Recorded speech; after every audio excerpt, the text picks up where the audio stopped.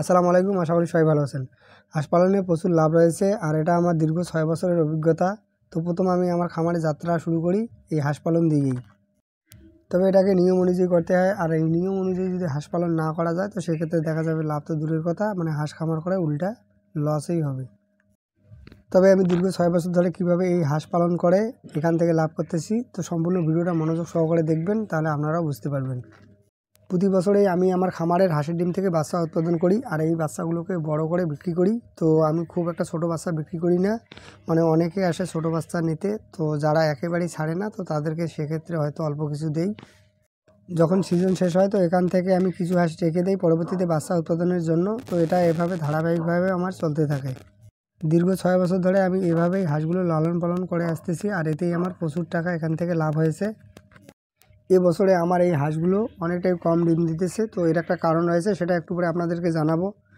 যেহেতু বর্তমানে হাঁসের ডিম আমি ইনকিউবেটর মেশিনে বসাবো, বা হাঁসের ডিম বসানোর যেহেতু এটা মুখ্য সময়, তো এই জন্য আমি এক ভাইয়ের কাছ থেকে কিছু হাঁসের ডিম ধার হিসেবে নিয়ে আসলাম। তো পরবর্তীতে আমি আমার হাঁসগুলো ডিম পারলে তো সেখান থেকে পরবর্তীতে তাকে ডিমটা দিব, তো সেই হিসেবে ডিমটা নিয়ে আসছি।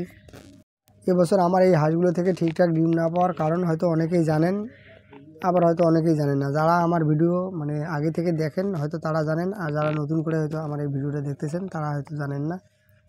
যাই হোক, এখানে আপনাদেরকে আবারও বলছি, আর সেটা হলো যে বর্তমানে আমার এই হাঁসগুলোকে আবদ্ধ করে রেখেছি। সাধারণত আমি আবদ্ধভাবে হাঁস পালন করি না।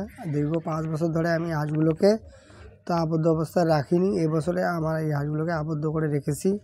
আর এর কারণ হলো বর্তমানে যেহেতু আমি অন্য খামারের সঙ্গে যুক্ত হয়ে গেছি বা অন্য খামার করতেছি, তো এজন্য হাঁসগুলোকে আবদ্ধ করে রেখেছি। আর এই হাঁসগুলোকে যদি আবদ্ধ করে না রাখি তো সেক্ষেত্রে দেখা যায় এই হাঁসগুলোকে আমার যেখানে খাল বিল রয়েছে তো সেখানে এই হাঁসগুলোকে নিয়ে যেতে হয়, তো সেখান থেকে আনতে হয়, প্রচুর পরিমাণে একটা সময়ের দরকার। তো এই জন্য মূলত বর্তমানে আমার এই হাঁসগুলোকে আবদ্ধ করে আমি রেখেছি। আর এই আবদ্ধ করে রাখার ফলে হাঁসগুলো থেকে বর্তমানে আমি ঠিকঠাক ডিম পাচ্ছি না। প্রতি বছর যেহেতু গরমের শুরুতে আমি এই হাঁসের ডিমটা ফোটাই, তো এবছরে যেহেতু আমার হাঁসগুলো তুলনামূলকভাবে কম পরিমাণে ডিম দিতেছে, তো এই জন্য আমি ধার হিসেবে মানুষের কাছ থেকে কিছু ডিম নিয়ে আসি। এখন যদি আমি এই ডিমটাকে বসাতে না পারি তো সেক্ষেত্রে দেখা যাবে আমার অনেক টাকাই লস হবে। যেহেতু হাঁসগুলোকে আমি দীর্ঘ 1 বছর ধরে খাওয়াচ্ছি, তো এখন পর্যন্ত এখান থেকে সেরকম একটা বেনিফিট পাইনি, যেহেতু হাঁসগুলোকে আবদ্ধ করে রেখেছি। ডিম দিচ্ছে ঠিকই, কিন্তু যে পরিমাণ ডিম দিতেছে আর সেই পরিমাণ খাবারে খাচ্ছে। বছরে আমি 1 থেকে 2 বার এই ডিমটাকে মেশিনে বসাই, তো যখন বসাই তো তুলনামূলকভাবে একটু বেশি পরিমাণে বসাই, আর এত পরিমাণ ডিম না থাকায় তো অন্যের কাছ থেকে ডিমটাকে আমাকে আনতে হয়। এবারে হাঁসগুলোকে আবদ্ধ করে রাখার ফলে যেটা বুঝলাম যে আবদ্ধ করে হাঁস লালন পালন করলে হাঁস ঠিকঠাক ডিম দেয় না।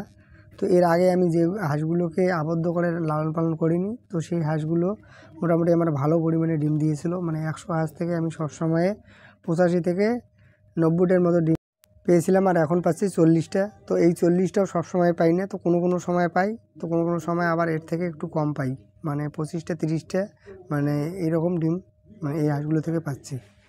যারা হাঁস পালন করবেন তো অবশ্যই এই বিষয়টা মাথায় রাখবেন, আর এটা আমার দীর্ঘ 6 বছরের অভিজ্ঞতা। আবদ্ধ করে হাঁসগুলোকে লালন পালন করার ফলে যেটা বুঝলাম যে আবদ্ধ করে হাঁস লালন পালন করার ফলে এখান থেকে ঠিকঠাক ডিম পাওয়া যায় না। আর যেহেতু আমি বাচ্চা উৎপাদনের জন্য এই হাঁসগুলোকে লালন পালন করি, তো এখান থেকে যদি ডিমটাই ঠিকঠাক না পাই তো সেক্ষেত্রে বাচ্চা এখান থেকে কীভাবে উৎপাদন করব। এই জন্য ভাবতেছি হাঁস পালন ছেড়ে দেবো। অনেকে হয়তো ভাবতে পারেন যে হাঁসে যদি এত পরিমাণ লাভ তো হাঁস পালন ছেড়ে দেবেন কিসের জন্য। তাদের উদ্দেশ্যে এই কথাটাই বলবো যে হাঁস যদি বুঝে শুনে করতে পারেন তো এখানে যেমন প্রচুর পরিমাণে লাভ রয়েছে, তো এখানে একটা প্রচুর পরিমাণে সময়ও দিতে হয়, আর প্রচুর পরিমাণে এখানে পরিশ্রমও রয়েছে।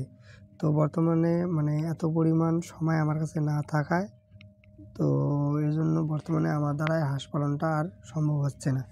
যদি আমার একটা পুকুর থাকতো তো আমি কখনোই এই হাঁস পালন ছেড়ে দিতাম না। আর এখানে কি রয়েছে তো এই 5-6 বছরে আমি বুঝে গেছি। আমি যতটুকু করেছি তো এই হাঁস পালন থেকেই করেছি, আর আমার জীবন যতটুকু পরিবর্তন হয়েছে তো এই হাঁস পালন করার ফলেই হয়েছে। এর অবদান আমি কখনোই ভুলতে পারবো না। হাঁস পালন ছেড়ে দেবো এটা ভাবতেই অনেক কষ্ট লাগে। আমার এলাকার আশেপাশে সকলেই জানে যে হাঁসের সঙ্গে আমার কিভাবে জীবনটা জড়িয়ে রয়েছে। যাই হোক, যারা হাঁস খামার করতে চান তো তাদের উদ্দেশ্যে আমি এই কথাটাই বলবো যে হাঁসটা বুঝে শুনে করুন। এখানে যেমন লাভ আছে, বুঝে করতে পারলে এখানে প্রচুর পরিমাণে লাভ আছে। আর যদি না বুঝে এটাকে করেন তো সেক্ষেত্রে দেখা যাবে এখান থেকে মানে লাভ তো দূরের কথা উল্টা লস হবে। এটা যেহেতু পানির প্রাণী তো এটার জন্য সবসময় একটা ফ্রেশ পানির প্রয়োজন হয়। এটা সিজন রয়েছে, আনসিজন রয়েছে, আর এসব বুঝে যদি খামার করতে পারেন তাহলে এখান থেকে অবশ্যই আপনার লাভ হবে। এবারে যেহেতু হাঁসটাকে আবদ্ধ করে রাখার ফলে আমার কোনো রকম লাভ হলো না, তো আপনারা আমার জন্য একটু দোয়া করবেন। এখন যে আমি ডিমটা বসাচ্ছি তো এখান থেকে যেন একটা ঠিকঠাক বাচ্চা পাই, আর এই বাচ্চাগুলোকে যেন পরবর্তীতে আমি বড় করে বিক্রি করে তো সেই আমার যে সময়টা ব্যয় হয় সেটা যেন উঠে আসে। অনেকে হয়তো ভাবতেছেন যে কতগুলো ডিম বসালেন সেটা তো বললেন না। তো আমরা এখানে 500 ডিম বসিয়ে দিলাম। এর মধ্যে আমার বাড়ির ডিম রয়েছে 350 ডিম, আর আমার সঙ্গে যে ভাইকে দেখতেছেন তো তার বাড়ি থেকে আমি নিয়ে এসেছিলাম 150 ডিম।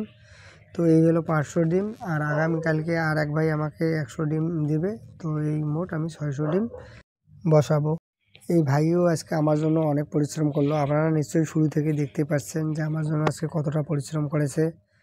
আর এই ভাইয়েরও ছোটো মোটো একটা খামার হয়েছে। তো আপনারা আমার জন্য এবং আমার এই ভাইয়ের জন্য দোয়া করবেন। আজকের ভিডিওটা আপনাদের কেমন লেগেছে একটু কমেন্ট করে জানাবেন। ভিডিওটাতে একটা লাইক দিবেন।